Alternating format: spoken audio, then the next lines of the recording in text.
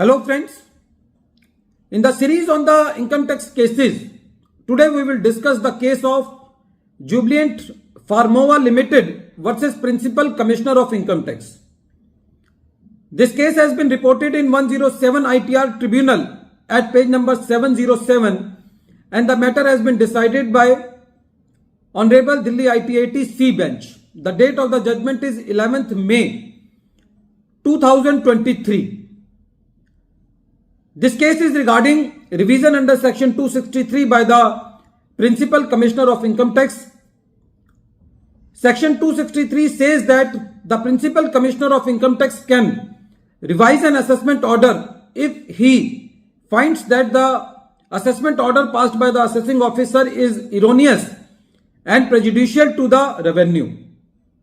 As far as the second limb of this section is concerned, that is regarding prejudicial to the revenue is concerned, there is not much dispute. But as far as first part is concerned, there is lot of litigation that when an order will be treated as an erroneous. Generally, it is said that when the assessing officer has not made any inquiry about an issue and without making an inquiry, if the assessing officer passes an assessment order, then that order is erroneous. But if the assessing officer has made some inquiry, then in case of inadequate inquiry, the assessment order cannot be termed as erroneous.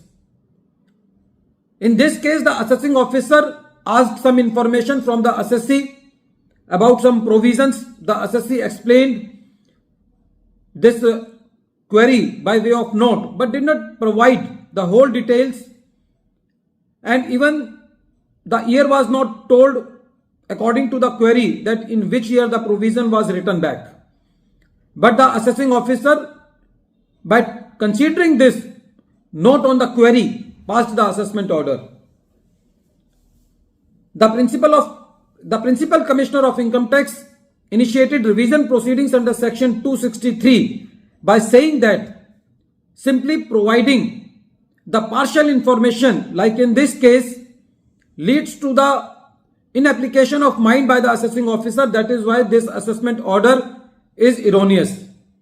Now the question before the Honorable ITAT in this particular case was that if the assessing officer makes some query and some part information is given on which the assessing officer has not deliberated, then this position will be treated as no inquiry and not inadequate inquiry.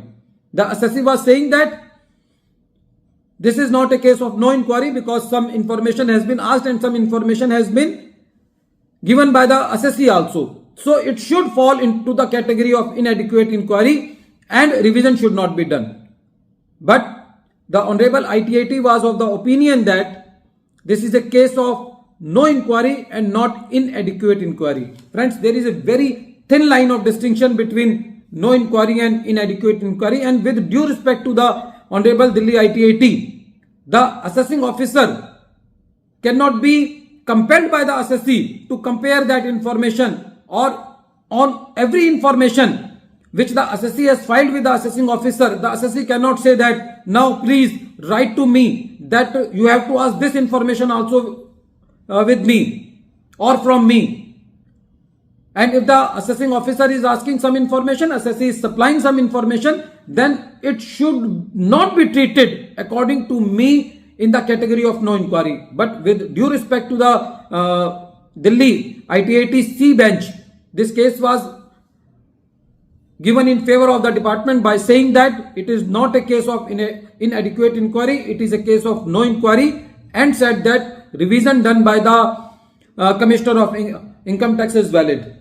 Friends, this case is a perfect example of saying that if a knife will be thrown on the watermelon or the watermelon will fall on the knife, then the fate of the watermelon is that it has to be cut.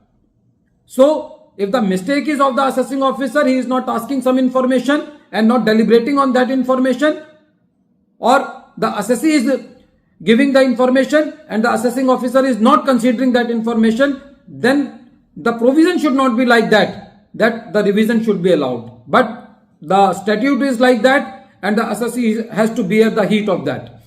At the end of this video, once again I am repeating the name of the case. The name of the case is Jubilant Pharmova Limited versus Principal Commissioner of Income Tax, and this case has been reported in 107 ITR Tribunal at page number 707, and the matter has been decided by Delhi ITAT C bench, and the date of the judgment is 11th May 2023. Thank you, friends.